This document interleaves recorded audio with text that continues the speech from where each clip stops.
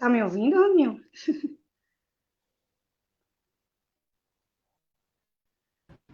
Estou perfeitamente. Ah, ótimo. Vou só Não tô compartilhar para baixo, aqui. não, né? Tá bom, tá bom, tá ótimo. Vou Ótimo. Acho que eu compartilhar vou aqui, ficar desse fazer o jeito. convite para o pessoal para entrando aqui no grupo, viu?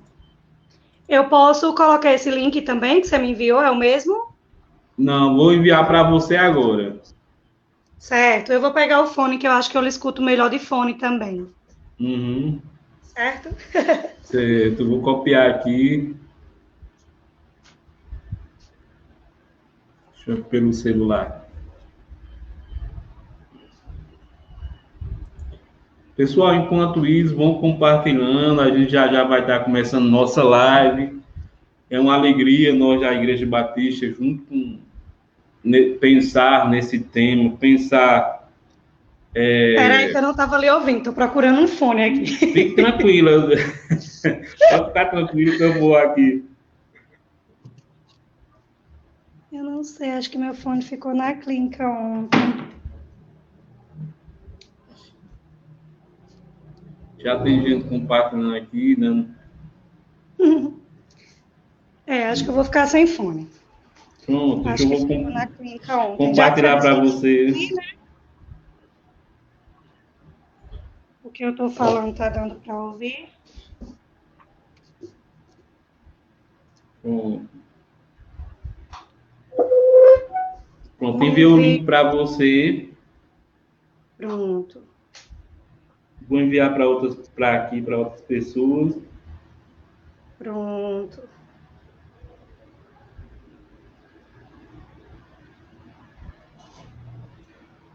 Pronto.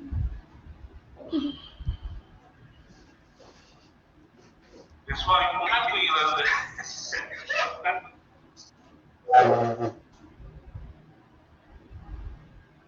Hum.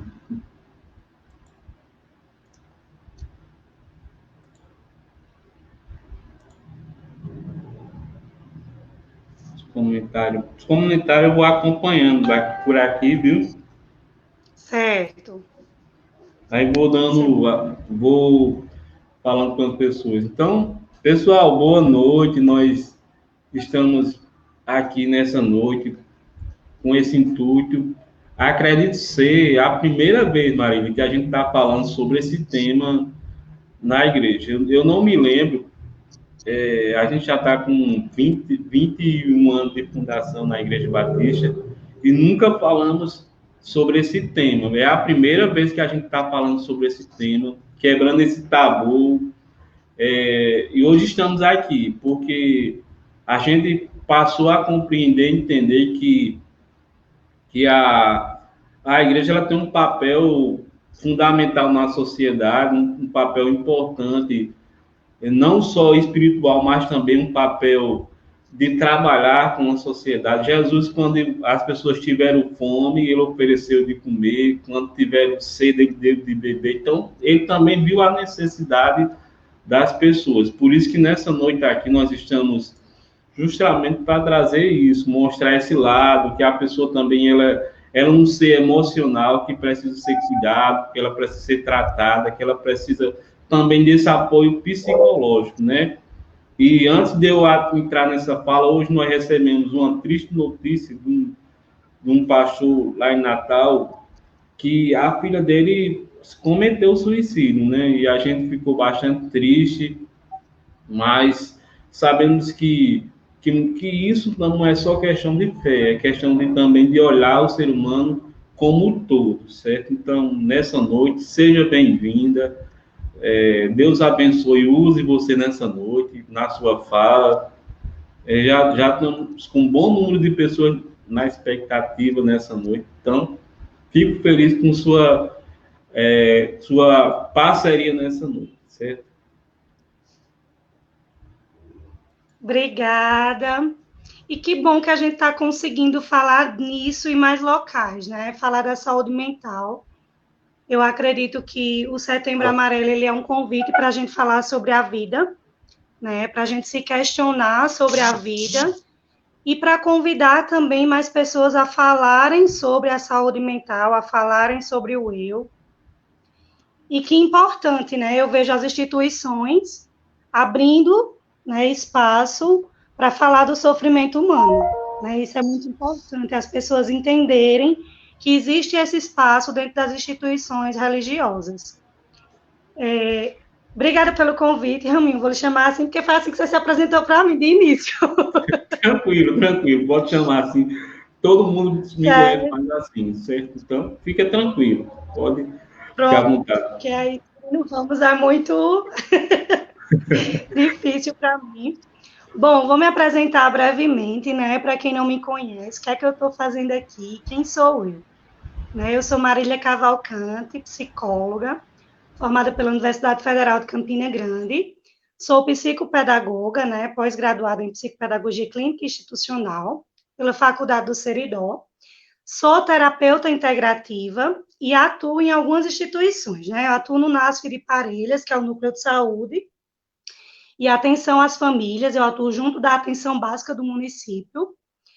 Atuo atualmente, nesse momento de crise, de pandemia, né, que estamos vivendo, no CRAS, né, o Centro de Referência à Assistência Social de Jardim do Seridó. Sou uma das psicólogas, né, nesse combate que a gente está vivendo e que traz também muito sofrimento, esse isolamento, né? Acredito que é um momento também da gente começar a entender a vida a partir desse momento do se isolar. Sou também psicóloga clínica na Nuticlinic, voluntária em alguns projetos na UFCG, na Paróquia de Parelhas, e leciono algumas disciplinas na Maciça de Baturité, né? Algumas disciplinas de desenvolvimento infantil, processos cognitivos, familiares, comigo essas disciplinas.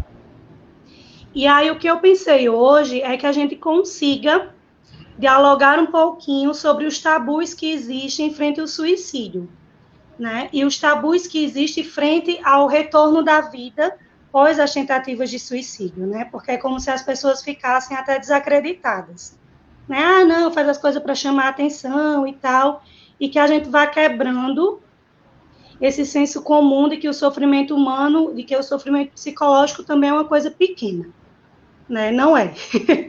Eu acredito que uma pessoa em sã consciência, com a saúde mental boa, não passaria pela cabeça dela o fim da vida, né? Pelo contrário, ela vai querer ter sentido na vida, ela vai querer estar buscando novos sonhos, novas conquistas.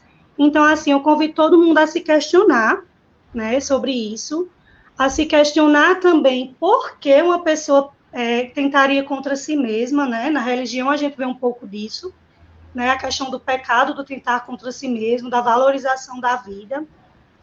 E aí a gente tem que pensar também nos inúmeros casos, mesmo que não sejam ditos, mesmo que não sejam propagados, né? A mídia fala muito pouco sobre o suicídio, né? Os lugares falam muito pouco sobre suicídio, mas a gente tem que pensar um minutinho assim de pausa da gente pensar os números e os casos de suicídio, né, nas nossas cidades, nas nossas religiões, nos nossos ambientes sociais e até mesmo dentro dos profissionais, né? A gente vê que é um número crescente de tentativas de suicídio entre os profissionais da saúde e os agricultores. Então, assim, é um ponto a se questionar, principalmente quem estiver perto dessas pessoas, desses profissionais, né, para se questionar sobre isso, o que leva, né, esses dois públicos a serem, assim, os maiores nesse ponto, e também na faixa etária, né, que é de 15 aos 35. O que é que acontece na nossa vida dos 15 aos 35? Tanta coisa. E olhe lá, né? A Mas bagunça dos hormônios da... Pode ir. Pessoal, quem quiser deixar sua pergunta para a Marília, quando ela terminar, ela vai responder no chat aqui. Você pode deixar no chat, eu estou acompanhando, quando ela vai falando, eu vou acompanhando aqui e botando. Marília, nós estamos chegando a 92 pessoas nos assistindo nesse momento. Então, olha lá. Aí, estamos quase blogueiros.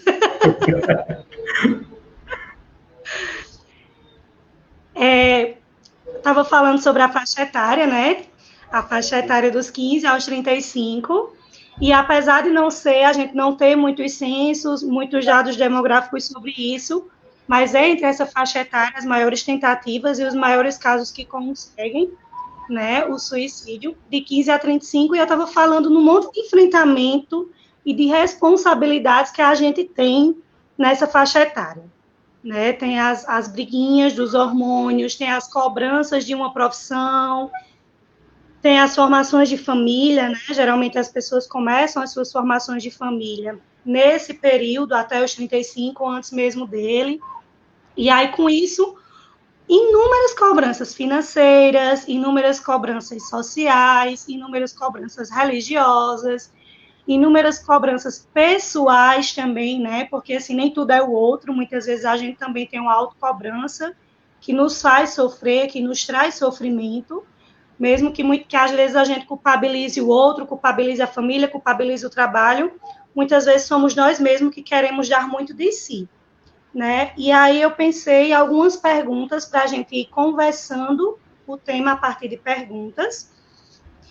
E aí seria como é que a gente identifica, né? Como é que a gente define o que é suicídio, né? A gente identifica as pessoas por alguns comportamentos específicos, né? Aquela pessoa que começa a se isolar, é aquela pessoa que está sempre triste, falando coisas negativas. Você pode chegar com uma notícia ótima para ela, mas até sobre sua vida ela vai dar algumas opiniões negativas, né? Que a crença dela já está baixinha, o desejo de enfrentar a vida já está baixinho, e na maior parte do tempo ela está assim, ela se comporta dessa forma, né, de maneira negativa e de maneira triste. Ela começa a perder o interesse pelas atividades que antes faziam sentido. Ela começa a se distanciar dos grupos, a deixar de fazer algumas coisas, e aí com isso vem também a mudança do corpo, né? Uma pessoa que ou engorda demais em um curto período, ou emagrece demais em um curto período, e aí começa a se isolar também por conta dessa autoimagem, né? Então, assim, já não estou mais a mesma pessoa, já não tenho mais desejo pela vida, então para mim tanto faz, e aí ela começa a se resguardar sozinha. Geralmente são pessoas que dormem demais, né? Então, assim, preferem resolver os problemas dormindo, que não resolve. Seria ótimo se a gente dormisse e acordasse, está tudo pago, está tudo resolvido, né? Seria ótimo, ótimo, ótimo. Seria um milagre. Né?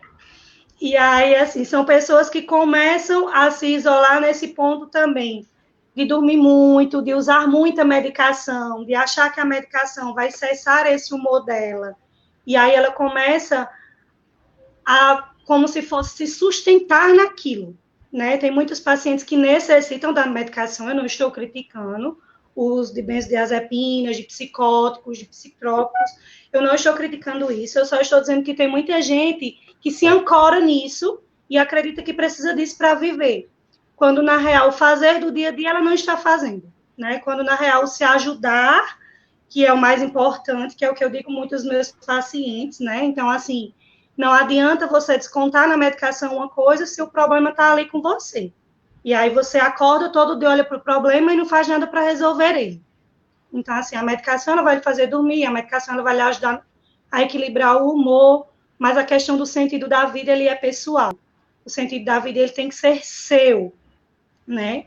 São pessoas que começam a se sentir pequenas também, inúteis, e aí elas dizem, usam frases no sentido de mas se eu morrer ninguém vai sentir minha falta mesmo, porque aqui eu sou um peso para as pessoas, e tanto faz como tanto fez, eu preferi estar morto, porque não fui eu que morri, em algumas situações, né?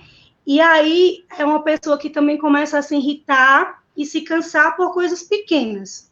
As pessoas tentam muitas vezes ajudar e elas conseguem se esquivar e se irrita com algumas ajudas.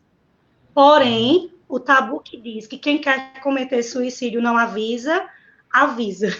Porque eu acredito que quando a gente começa a olhar para um paciente 3 meses antes, a gente já começa a entender o quanto tudo isso da vida dele, da rotina, do prazer pela vida já estava mudando. Né? Então, assim, quem são as pessoas que primeiro observa? Quem está perto, né? Quem está perto? A família, o colega de trabalho, o amigo da igreja, a pessoa que malhava com ele. Então, assim, são as primeiras pessoas que começam a ter uma ausência dessa pessoa. né? E existem outras situações que não simplesmente estão ancoradas na vida, mas estão ancoradas em situações, como, por exemplo, passar por uma situação difícil, por uma perda familiar, por uma perda econômica, por um acidente, né? Então, assim, tem muitos pacientes que passam por acidente e perdem sua mobilidade. Então, assim, fica paraplégico, fica com alguma questão comprometida na coordenação, e para muitos é difícil compreender, né, essa nova fase da vida, esse novo enfrentamento. Pacientes que por um tempo foram muito grande, o número de tentativas de suicídio, foram pacientes que tinham problemas renais e precisavam passar por hemodiálise, porque é um processo desgastante, porque você tem sua rotina tranquila, comendo, bebendo, saindo, e aí você passa a ter que estar fazendo um tratamento que ele não é na sua casa, ele não é simplesmente com medicação, e aí precisa desse transporte, e tem todo o mal-estar disso, né? E aí, nesse ponto, eu também incluo os pacientes que descobrem cânceres, os pacientes que descobrem doenças cardiovasculares, e essas outras doenças crônicas que são difíceis de lidar, né? Na década de 80, muitas pessoas tentavam suicídio após saber o diagnóstico de AIDS, né? Então, assim, porque não tinha tanto preconceito frente a isso, que as pessoas não sabiam nem como lidar com isso direito. E aí, para não enfrentar alguns preconceitos, as pessoas viam impulsivamente isso como uma saída. Mas aí a gente tem que entender que não é apenas um fator, né? Então, assim, de cada 10 pacientes, o que dizem as pesquisas, né, da Organização Mundial de Saúde, de cada 10 pessoas que tentam suicídio ou cometem suicídio, 8 dão sinais, 8 pedem ajuda. Então, assim, apenas 2 são impulsivas, autos impulsivos. As outras 8 já estão ali dando sinais de que as coisas não estão legais, de que essa pessoa precisa de uma ajuda. Outro ponto que eu queria fazer uma observação é que a gente fala, tem até as músicas, né, ridículas, que o homem não chora, que o homem tem que ser duro, né, amigo? Tem muito isso. Só que, infelizmente, os homens, eles são os que mais cometem suicídio, né, os que mais conseguem o ato, porque o homem, ele vai em estratégias muito prontas, ele vai em armas, ele vai em cordas, ele vai em estratégias prontas. E aí as mulheres, apesar delas tentarem mais, mas o público de homens, eles morrem mais. Então, assim, e aí a gente começa também a repensar o monte de preconceitos que existe frente ao sofrimento humano nos homens, né? Então, assim, quando uma mãe de família chega e fala, eu estou passando por uma sobrecarga familiar, emocional e tal, e tal, e tal, muita gente acredita, né? Quando é um homem que fala essas coisas, todo mundo fica, como assim? Por quê?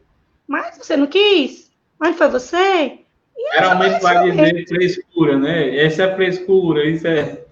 Geralmente vão dizer isso, Deixa né? de moleza, né? Justamente. E, assim, foi até uma coisa que eu estava conversando essa quinta-feira na aula da pós com as meninas, né? A gente vê que o maior número de procura psicológica ainda são das mulheres, né? Os homens só vão quando já estão assim, às vezes eles são levados.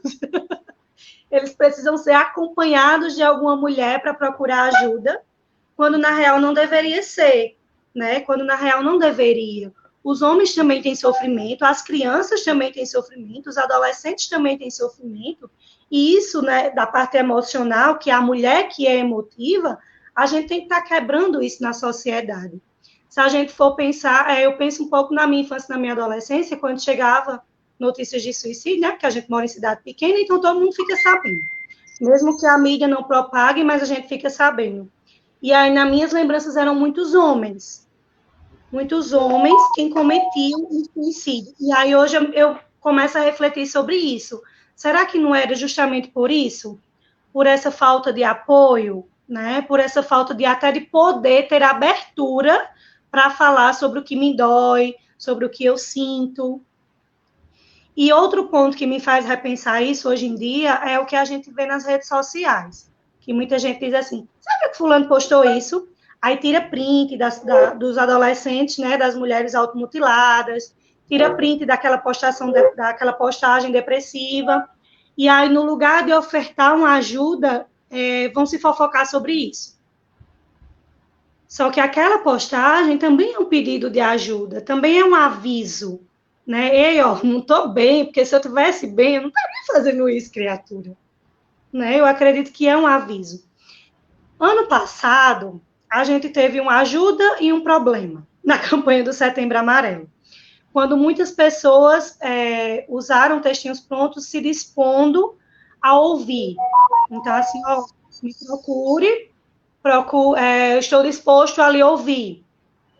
E aí, nem todo mundo tem estrutura para ouvir o sofrimento do outro, porque muita coisa do outro vai bater na sua vida e muita coisa do outro você não pode comparar com sua vida. Essa dor é do outro. Porque imagina aí, se a gente começa a falar sobre os nossos problemas, que problema todo mundo tem, né? Imagina aí se começa eu e você agora durante a live, eu tô com esse problema, você, Marília, eu tô com esse, e a gente começa uma competição de problemas. Então, assim, isso nem me ajudaria, nem ajudaria você, né? Então, para fazer uma ajuda, tem que ter isso, tem que ter essa sensibilidade, tem que ter esse cuidado, né? E assim, será que eu estou pronto para ouvir o outro? Será que eu estou pronto para oferecer ajuda? Porque muitas pessoas acham que para oferecer ajuda tem que ter frase pronta. E agora eu digo o quê? E agora eu digo o quê? E agora eu digo o quê? E agora eu digo o quê? E não é assim, né? Não é assim, porque acho que todo mundo é ser humano e deveria ser humano, né? Para a gente começar a entender o outro de maneira empática e planejar, né? Planejar o que eu vou falar, planejar um lugar para me ouvir essa pessoa, né? E eu pontuei algumas coisas de quem tem desejo de ajudar essas pessoas em sofrimento, para que vocês consigam entender que não é simplesmente ouvir, né? Não é simplesmente abraçar, né? Porque muita gente diz assim, não, eu vou ali e abraço.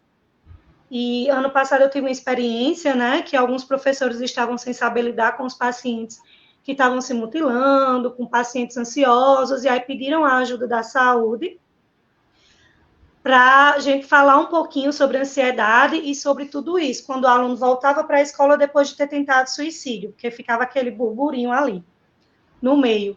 E aí, quando os adolescentes começavam a chorar na sala, eu não sei se aconteceu em algum momento com vocês, enquanto estudantes, o professor dizia assim, vá lá fora, beba uma água, né? Saia da sala, porque nós não sabemos lidar com o choro, né? O choro incomoda e o choro chama atenção.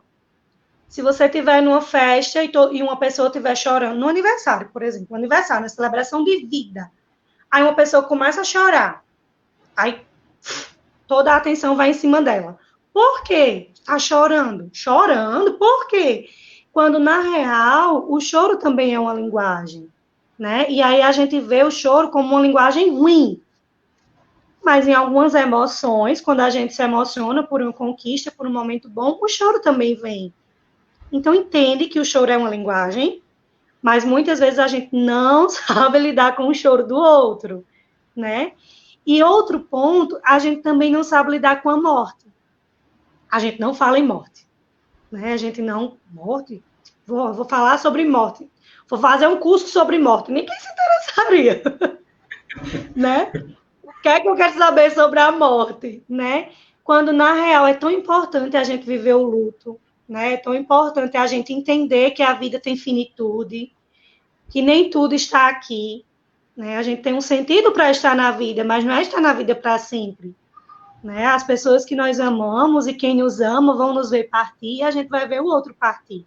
O interessante é que não seja pelo fim da vida causado, como é a questão do suicídio, mas a gente tem que entender a morte, porque quando uma pessoa deseja a morte, é um desejo da gente também começar a se perguntar o que está acontecendo com esse outro, né? Não é simplesmente frescura, nem muito menos chamar atenção. Teria tantas outras maneiras para ele chamar atenção, né? Será que seria por esse lado?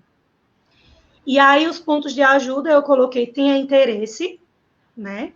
E uma coisa que eu digo muito aos meus pacientes é, você tem que prestar atenção em quem chega em sua vida por curiosidade e quem chega em sua vida por cuidar.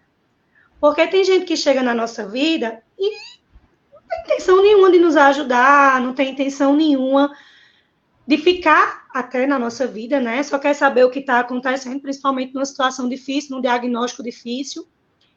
O que está acontecendo? Aí sabe isso aqui, aí leva para outro lugar e não lhe ajuda em nada. Não tem o cuidado, né? Não tem esse cuidado. Então, assim, você tem que ter interesse real pela dor do outro.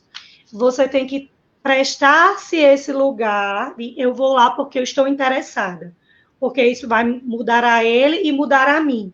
Não tem momentos que a gente sente assim, não, eu estou me sentindo convidado para ajudar, né? Todo mundo tem o poder da intuição. Todo mundo tem esse conhecimento da intuição de ir lá e ajudar e demonstrar interesse. Outro ponto é tenha um lugar, porque a gente não dá para conversar com as pessoas, a gente não dá para acolher a fala de uma pessoa, seja lá qual seja a fala, em qualquer lugar. Então, assim, tenha um lugar para isso, para acolher o outro. Pode ser embaixo de uma árvore, mas se essa pessoa se sentir à vontade para dividir com você, fique nesse lugar com ela. Né? Porque muitas vezes uma pessoa vem lhe contar um negócio e fala, não, depois eu lhe encontro amanhã, outro dia. E talvez aquele fosse o dia mais importante para ela. Talvez aquele momento, aquele lugar, fosse o que ela quisesse se abrir com você. O terceiro é ouvir, né? Tem aquele jargão, né? Oi, Joselma foi minha coordenadora. Tá aparecendo. Então, o pessoal da minha família também, amigo. Tem um bocado aqui, eu estou só acompanhando aí. Você conhece Verônica Vieira dos Santos?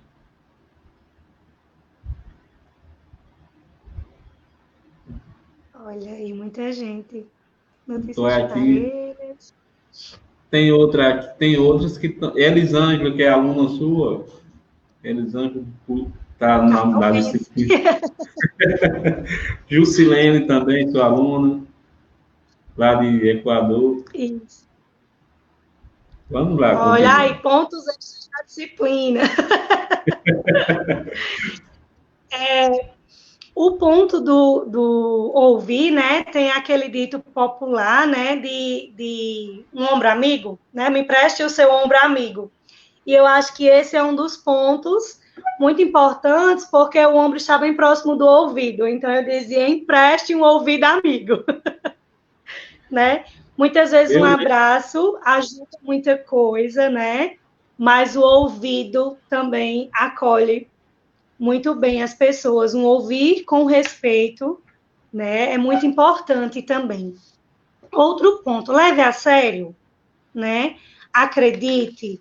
Esses dias eu estava até fazendo umas publicações no meu Instagram e algumas pessoas vieram falar comigo, porque eu estava fazendo postagens curtinhas, tipo assim, acolha, não julgue, acredite, não julgue. Porque, assim, é como se a gente quisesse ter razão frente ao sofrimento do outro, né? Então, assim, você está sofrendo por isso, Ramil, isso é tão pequeno. Aí eu já acabo com você nesse momento que eu digo que isso é pequeno. Né? Muitas vezes é pequeno para mim, mas é grande para você. Né? A sua dificuldade pode ser pequena para você, mas pode representar muito para mim. A gente muitas vezes tem essa dificuldade de entender que cada pessoa reage diferente diante de cada situação. Eu reajo diferente de você para algumas coisas. Você tem seu modo de reagir, eu tenho o meu modo de reagir. E cada pessoa é assim. A gente precisa, muitas vezes, aprender a respeitar a maneira que cada um sobressai sobre situações. É verdade. E outro ponto nesse sentido também, é muito importante a gente entender o outro a partir dos olhos do outro. Porque, assim, se eu estou num lugar bem, confortável, com comida, com alimentação, com água, com energia, com minha família, e o outro chega falando do sofrimento dele por conta de alguma coisa da família, eu não estou mensurando o outro. Né? Se eu for comparar comigo, eu não vou saber o que é essa dor do outro. Então, assim, a gente precisa levar a sério, porque, por exemplo, o mesmo problema na minha vida pode ser diferente do mesmo problema na sua. A maneira de enfrentamento ela é muito singular. né? Então, assim, a maneira como eu lido com a morte é de uma forma, a maneira como você lida com a morte é de outra, né? A gente pode pensar até mesmo pais que têm muitos filhos, né? Pode ser 10 filhos, mas cada um vai sentir a morte desse pai de uma intensidade e de uma singularidade diferente. E aí, com isso, vem tantas outras coisas, né? Inclusive questões de culpa, de, eu devia ter feito mais, eu devia ter cuidado mais, mas eu... E aí, isso vai ser para uns e para outros não. Para outros já vai ser o eu fiz o necessário. Então, assim, cada um tem o seu posicionamento e o seu enfrentamento. Então, quando a gente precisar escutar, né, principalmente os adolescentes, eles sofrem muito isso. Porque os adultos hoje são muito racionais. Parece que a gente nem teve adolescência, né? Parece que a gente nem sofreu, porque é um negócio. E aí, quando as pessoas dizem assim, os adolescentes hoje fazem muito mimimi, é porque hoje eles têm uma abertura maior nas redes sociais, nos grupos de amigos, que antes a gente não tinha, né? Que antes a gente não tinha. Você ia falar para quem? Você ia dividir com quem? Você ia estar na rádio, né? Porque antigamente era rádio e jornal. Você não ia botar na rádio. Você não ia mandar no jornal, né? Então, assim, já hoje é uma coisa aberta, né? Então, assim, um Facebook com 5 mil amigos, né? Que, na real, não são amigos. É o nome que está lá. Imagina, todo mundo que está nas redes sociais são nossos amigos, né? Mas é o nome que está lá. E aí, assim, é o ponto da gente levar a sério o que está sendo dito. Outro ponto a fazer as perguntas que a gente faz aos outros, né? Porque se for pelo lado, como eu digo novamente, se for pelo lado do cuidado, ótimo, mas se for pelo lado da curiosidade, não entre muito na dor do outro, não, porque ele vai sair dali pior. Porque quando a gente lembra de um momento ruim, quando a gente lembra de um momento triste, quando a gente lembra dos nossos traumas, isso também bagunça, né? Isso também bagunça. E outro ponto, a gente tem que ser honesto, a gente tem que ser verdadeiro, a gente tem que ser realista. Porque muitas vezes aquele pai de família está chorando ali, porque desenvolveu uma síndrome de Burnout, porque não está conseguindo mais trabalhar, esgotou, né? A síndrome de Burnout é como se fosse o esgotamento psicológico, e aí o esgotamento psicológico passa para o físico, e aí muitas vezes aquele pai de família tá ali chorando, e aí eu vou mentir para ele e vou dizer, não, mas você consegue. Como é que ele vai conseguir se ele chegou no limite? Se ele esgotou? E aí eu digo assim, não, amanhã você vai tentar e vai ver que dá certo. Aí amanhã ele tenta e dá errado de novo. Então, assim, a gente tem que ser honesto com a dor do outro, né? Nada na nossa vida é rápido, é instantâneo. Então, o sofrimento também é um processo para a gente sair dele, né? Então, a gente tem que ser honesto quando for ajudar alguém. Porque se for assim, ó, se eu tiver um trabalho para ofertar a ele e dizer, não, olha, amanhã você está num trabalho diferente, maravilhoso, vem testar. Aí tá ótimo. Eu dar essa esperança a ele. Mas se eu der uma esperança falsa, isso vai ajudar a aumentar o problema, né? Isso vai ajudar a aumentar o problema. Diferente de eu ser honesta e dizer assim, não, você pode contar comigo quando precisar, a gente vai se encontrar tal dia, então o que depende de mim é fácil. Já o que depende do outro realizar em outros lugares é mais difícil, né? É mais delicado. Outro ponto, se alguém chegou para lhe contar um problema, se alguém chegou para dividir a vida com você, tenha calma que esse problema não é seu, certo? Então, porque se você tomar isso para você, você vai se envolver ao ponto de sofrer junto e não conseguir achar estratégias de acolhimento e de ajuda para essa pessoa. Todos nós temos uma rede de apoio, mesmo que às vezes ela seja pequena. Mas nós temos uma rede de apoio assim. Quando a gente pensa nesse sufoco, eu chamo quem? Tem quem comigo? Né? Às vezes são 3 pessoas, às vezes são 2 pessoas, às vezes é uma pessoa, mas às vezes a gente nem confia em dizer a essa pessoa sobre o sofrimento, porque a gente não fala sobre sofrimento, né? Então, geralmente eu vou num psicólogo, geralmente eu vou para o pastor, geralmente eu vou para o padre, e eu conto isso a ele, né? E aí, assim, conto isso a um amigo muito próximo, conto isso a um vizinho, E aí, esse apoio que eu preciso entender é com quem essa pessoa pode contar e a quem eu posso contar isso. Porque muitas vezes a pessoa está ali vivendo, né? Eu tenho uma paciente que ela diz, Marília, faz mais de um ano que eu vivo dentro do quarto, e o povo acha que eu estou estudando. Então, assim, nem abrir para ter o cuidado de saber o que o outro está fazendo ali dentro, né? Quando, na real, a paciente estava desenvolvendo um quadro de depressão. Então, assim, às vezes a gente não tem nem noção de quem está dentro da nossa casa, de que é que o outro sofre, qual é o sofrimento do outro nesse lugar. Porque é tão automático entrar, sair, comer junto, tomar banho, entrar, sair, entendeu? Então, assim, a gente precisa entender quem é a rede de apoio do outro, porque muitas vezes a gente, imagine aí, já teve momentos de eu ter 89 pacientes, imagine se eu tivesse tomado o problema de 89 pacientes para mim.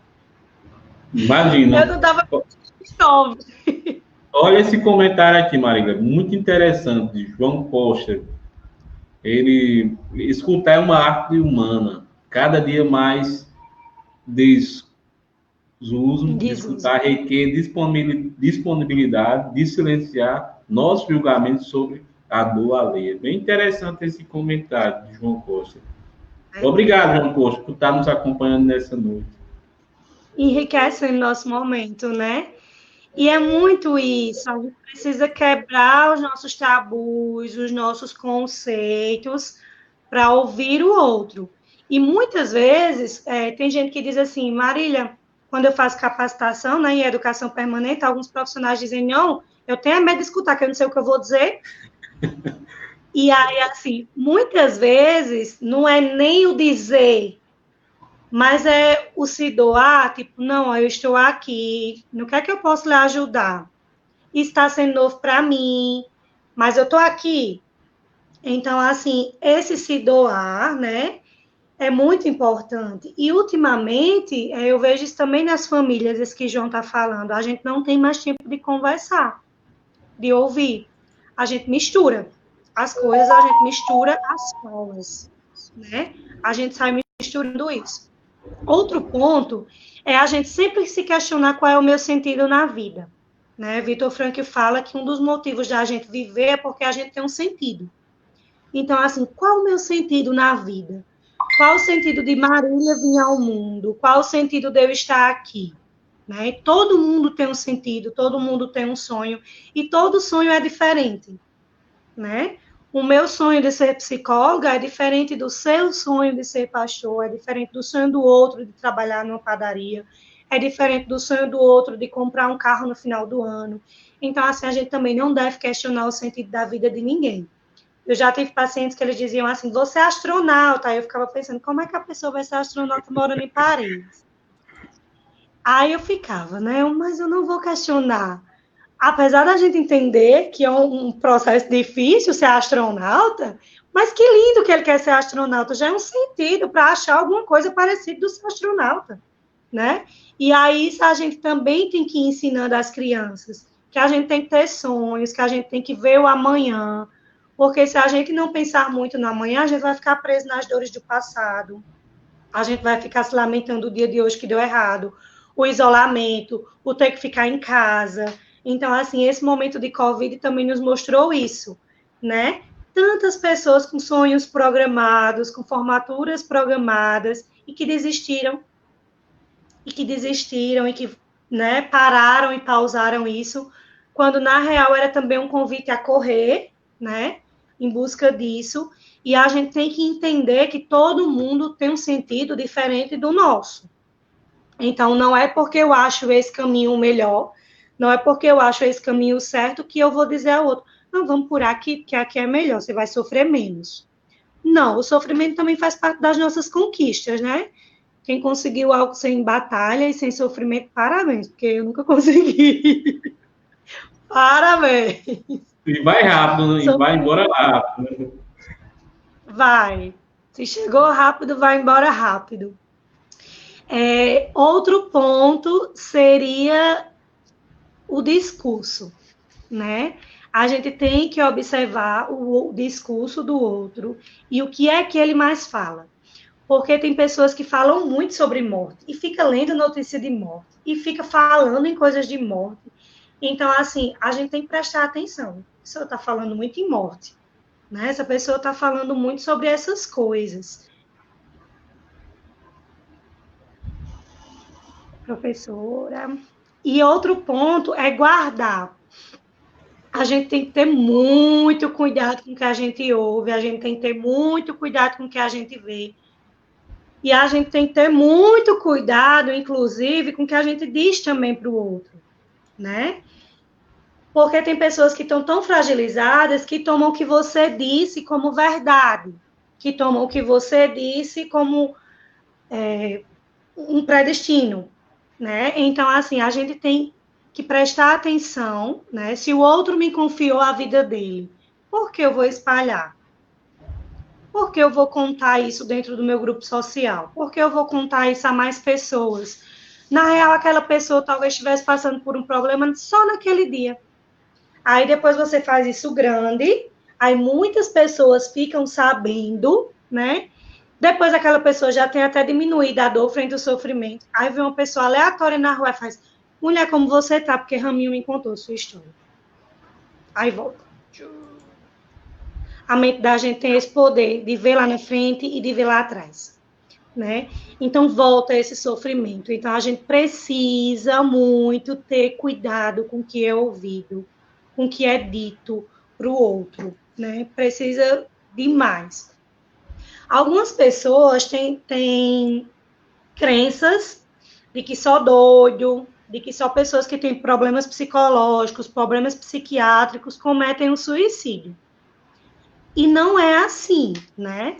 Tem outros tabus também de ser genética. Ah, porque tem na genética. Um primo já cometeu, uma tia já cometeu, um irmão já cometeu.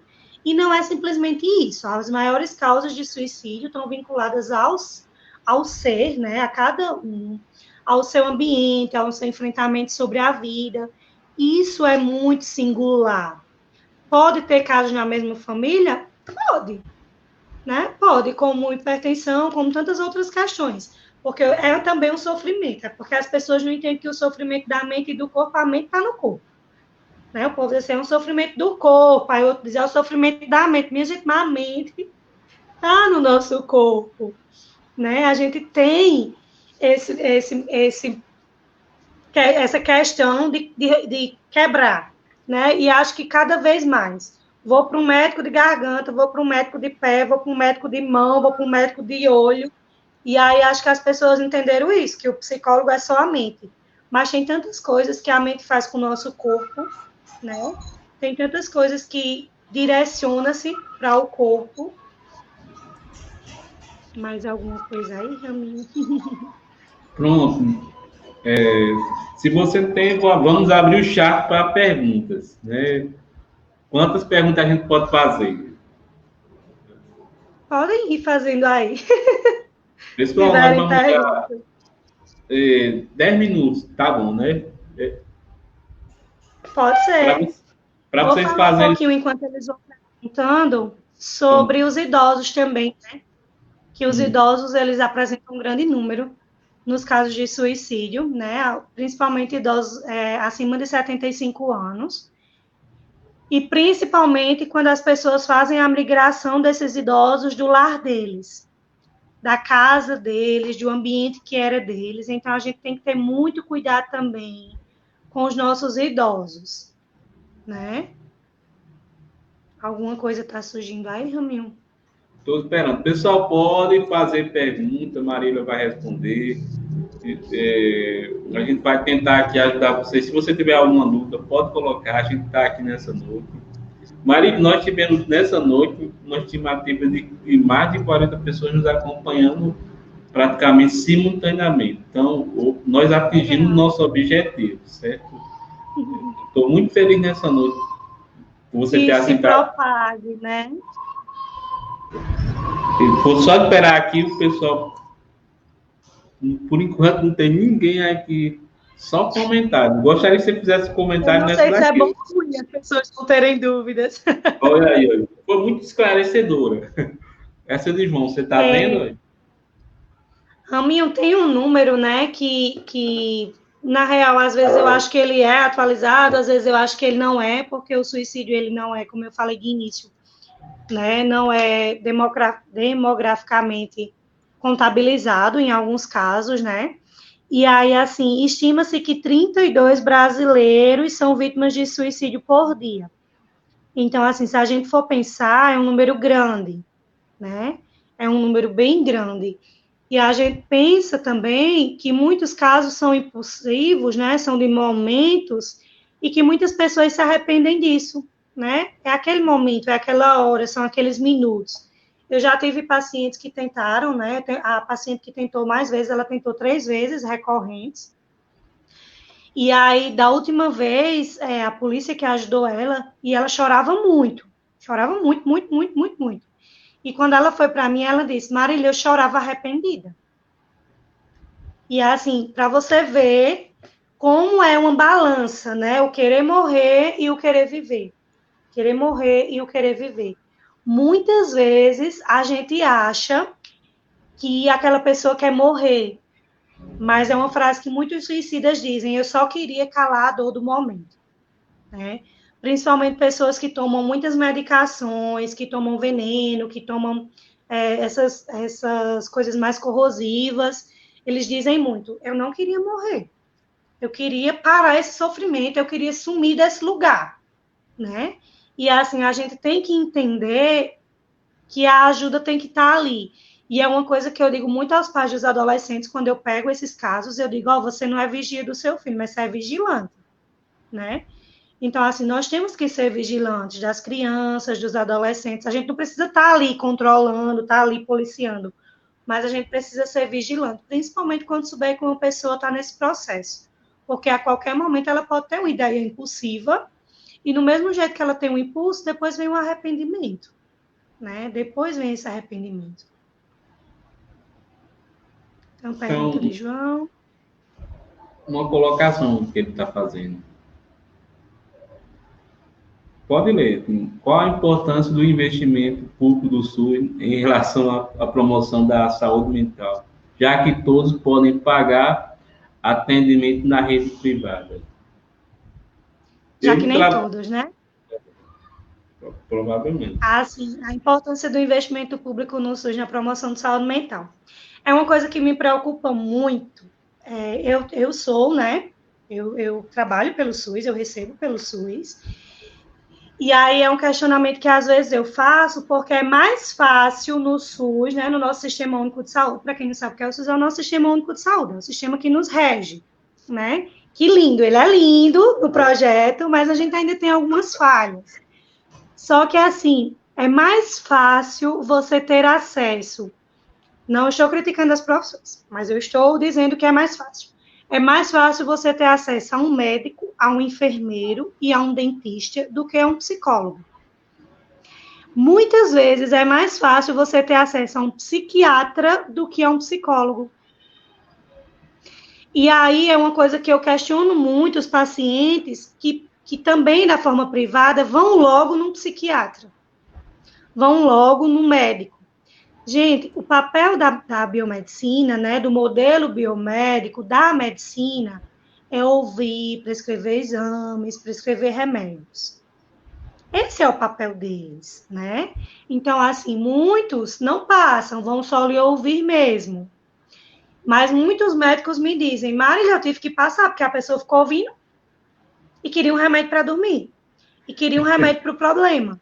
Né? Então, assim, infelizmente, a gente vê no SUS um baixo investimento, né, em profissionais, e eu não falo só na psicologia, eu falo nos profissionais que praticam terapias, né, fonoaudiologia, fisioterapia, terapia ocupacional, infinitas, né, terapias, que infelizmente a gente tem logo acesso a esses outros. Por quê? Entendível? Muito entendível. A psicologia só tem 58 anos. Né? Então, assim, a gente é muito novinho. Minha avó não teve psicólogos, meu pai não teve psicólogos, né? Então, assim, nós estamos construindo o nosso lugar dentro da saúde mental. Nós estamos construindo o nosso lugar dentro da assistência, nós estamos construindo o nosso lugar dentro da educação. E mesmo que muitas pessoas digam assim: ai, foi tão bom vir para um psicólogo, Outras pessoas ainda têm os tabus e os preconceitos de dizer, vou nada para um psicólogo, estou ficando doido para contar minha vida a ele. Né? Então, assim, estamos quebrando tabus ainda para ocupar espaço e para dizer às pessoas, você é um ser de emoções, você é um ser de sentimentos, né? Então, assim, a gente precisa também dizer isso às pessoas. Então, até hoje nós estamos quebrando um tabu, porque, como eu disse no início, nós, 21 anos de organização como Igreja Batista, nunca se havia, até que eu lembre, algum irmão que está na live pode me corrigir, mas eu lembro, nunca se foi feito esse momento. E sempre foi uma preocupação minha. É difícil a gente falar sobre esse assunto, porque as pessoas têm um receio muito grande de ouvir, de pensar se você falar sobre o suicídio vai estar alimentando. Não, a gente está trazendo, orientando. E, como eu disse no início também, é um papel da igreja. A igreja não é uma entidade só espiritual, é uma entidade social que acolhe, que ouve. A gente que está na liderança ouve muito problemas e a gente tem que ter esse cuidado desses problemas ficar no gabinete, onde você escuta, deixar ele procurar soluções, mas que soluções que não levem para a sua casa, que não levem para dentro da sua família, porque se você acarretar tudo isso, acaba trazendo mais peso, mais dor, mais sofrimento, tanto para você como para a pessoa. Então, a gente tem que ter esse cuidado. Só quero contar uma história. A Ilha Parelhas, nós tínhamos um trabalho de evangelização no início.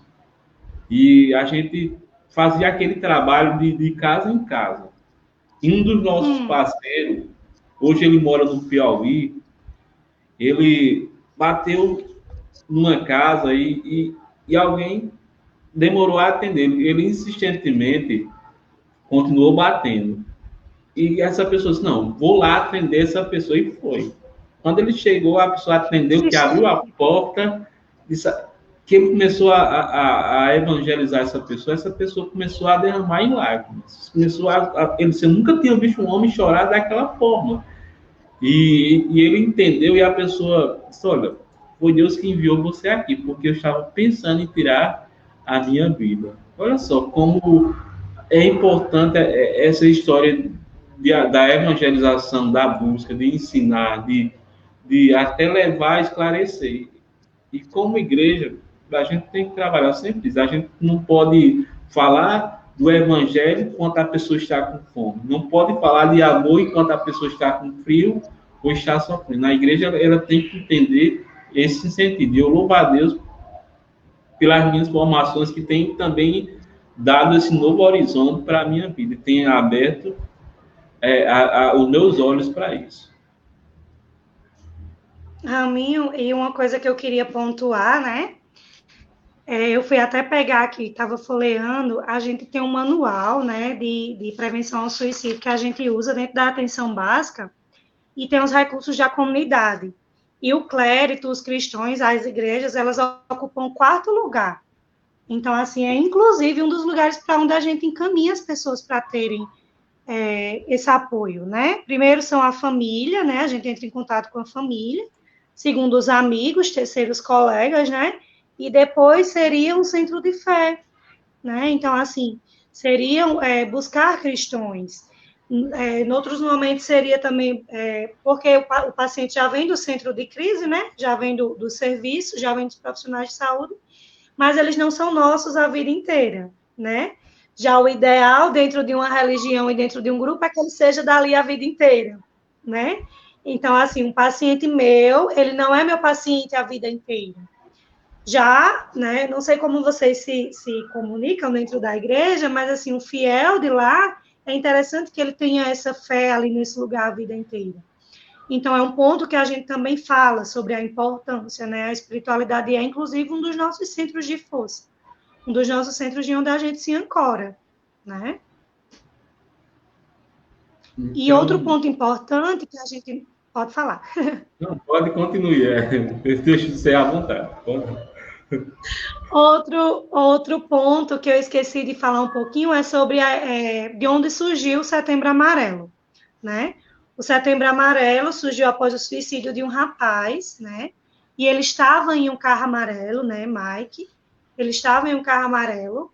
E aí, durante o sepultamento dele, a família entregou, né? Entregou papeizinhos amarelos falando sobre o se ajudar, né? Falando sobre acolher, sobre ajuda as pessoas, acolher as pessoas. E aí eu acho que é um momento muito bonito, assim, você está passando pela perda de um filho e você lembrar que outros adolescentes estão vivendo aquilo, né?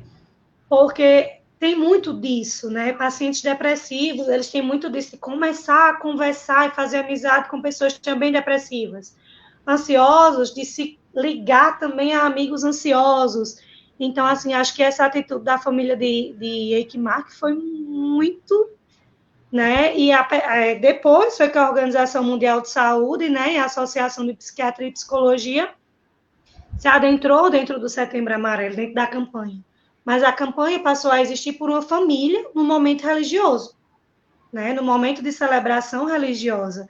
E é uma coisa que também eu me questiono muito na pandemia, que infelizmente nós estamos perdendo a despedida, né? O momento religioso de despedida dos corpos, né? E aí é mais um problema que esses lutos podem trazer, né? Eu não me despedi do meu ente querido, que está crescendo, inclusive, infelizmente, né? Os números de tentativas e de casos suicidas nessa pandemia.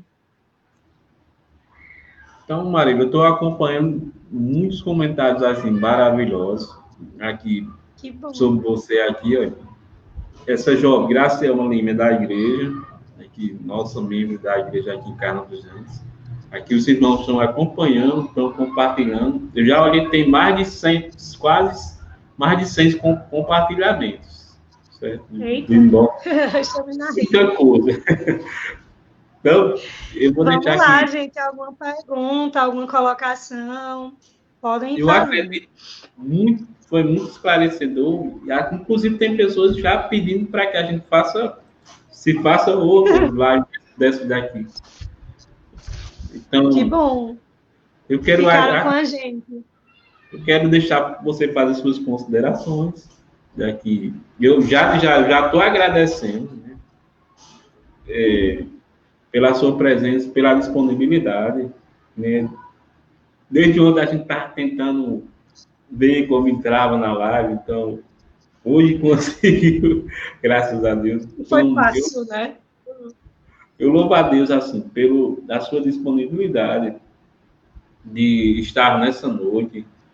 Eu acredito que foi o nosso objetivo, pelo menos o que eu pensava, foi atingido. A gente atingiu um bom número teve uma estabilidade boa de pessoas nos assistindo. Vai ficar na rede da nossa igreja, no YouTube, que a gente pode disponibilizar o link para você passar para outras pessoas. Então, deixo para você fazer suas considerações. Eu só convido todo mundo a pensar um pouquinho na vida, né? Porque eu acredito que quando a gente tem um sentido de vida bem pautado, a gente consegue entrar na vida do outro também. Então, assim, que a gente entre na vida do outro e pense quais as lembranças que a gente está deixando na vida do outro. Se é de acolhimento, se é de ajuda, se é de participação. E aí eu vou deixar um dado da Organização Mundial de Saúde, né, que é 90% dos suicídios podem ser prevenidos. Então, assim, é questão mesmo de acolhimento do sofrimento, é questão mesmo de ajuda. Vou deixar o número do CVV, né, que é o Centro de Valorização da Vida, onde tem profissionais. Você vai ter que deixar o número da sua clínica também, aqui já tem gente querendo. Tem um paciente de Carnaúba, viu, também. Ana Maria.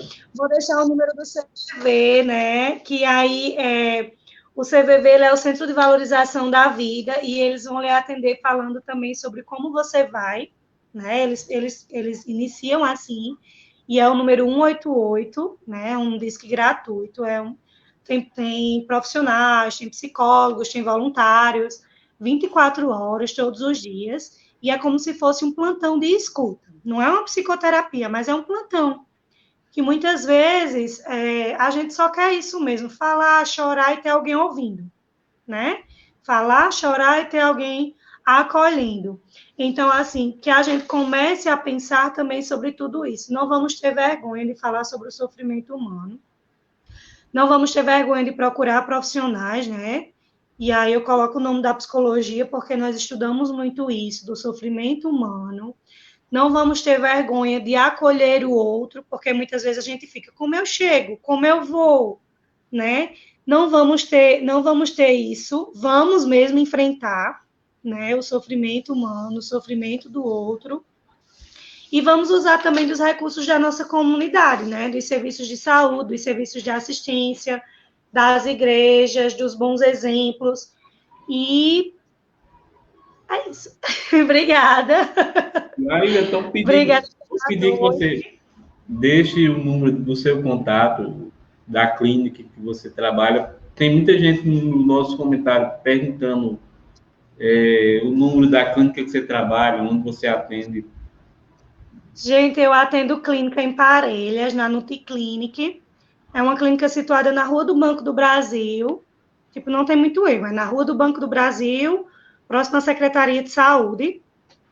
E meu número de contato é 99895-1466. Geralmente eu atendo lá à noite, certo? Inclusive, foi outro ponto que também me fez repensar enquanto psicóloga. A gente está numa vida muito corrida, né? E, assim, a maioria dos meus pacientes tem essa vida corrida.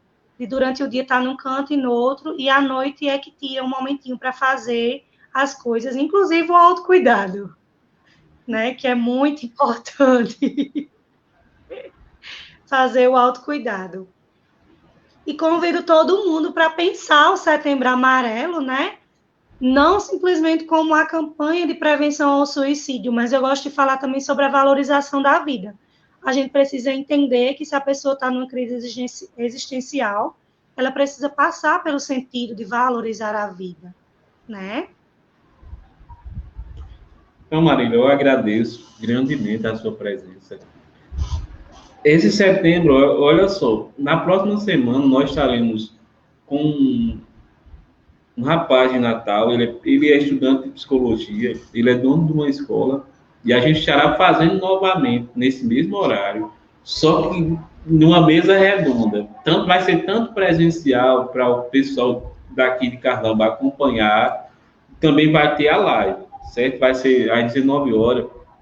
A gente tem pensado muito, até como igreja, nesse sentido de valorizar as pessoas, o amor, amar as pessoas, sofrer, olhar como Jesus olhou, quando olhou para a multidão, ele teve compaixão a se colocar no lugar do outro, ele se colocou no lugar do outro, e a gente, como igreja, tem pensado isso também. Então, a nossa igreja é em Carnaúba dos Jantas, Rua Monte Alegre, ficamos em frente a uma praça. Você chegou em Carnaúba, é em frente a uma praça, que é bem fácil de achar. Então, eu agradeço, em nome de toda a Igreja Batista,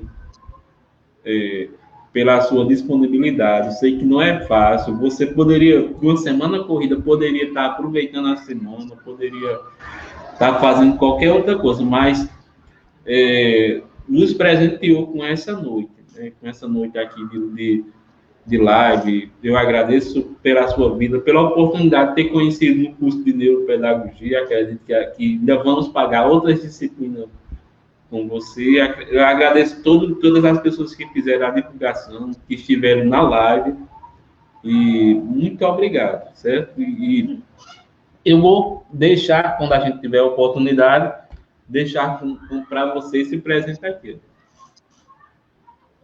E é o mês da Bíblia, né? Vou deixar para você.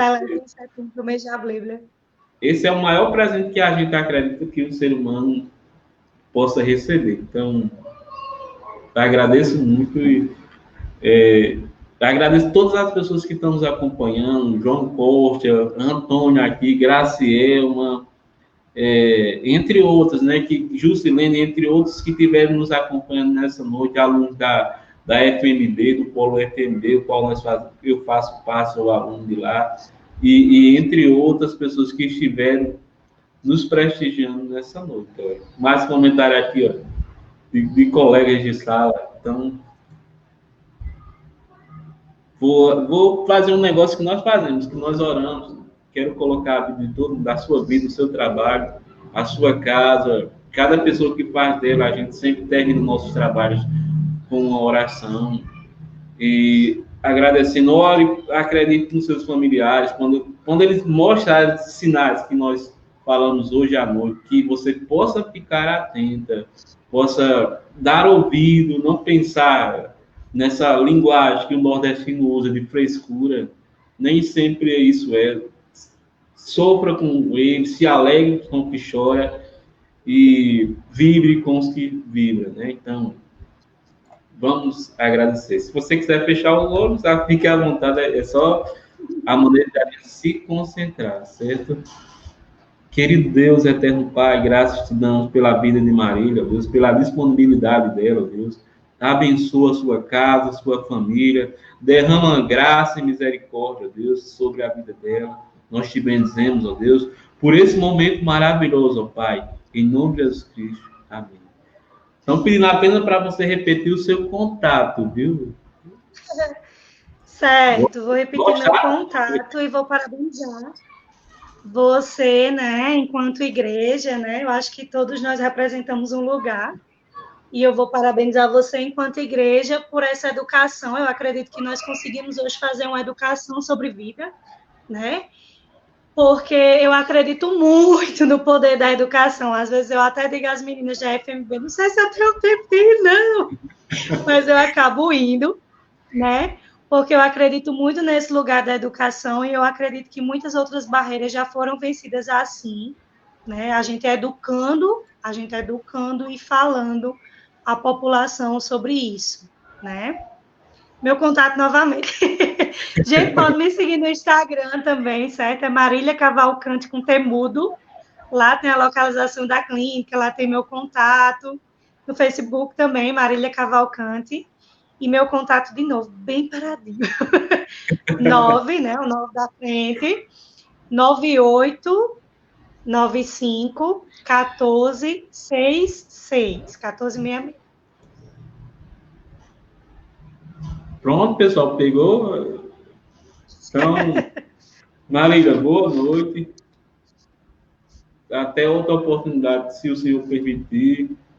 Ficamos agradecidos por sua presença e esperamos que o Senhor nos conceda outras oportunidades. Estamos encerrando. Obrigado a todos que nos acompanharam nessa noite.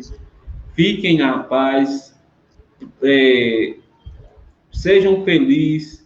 Busquem ao Senhor. Frequente igrejas.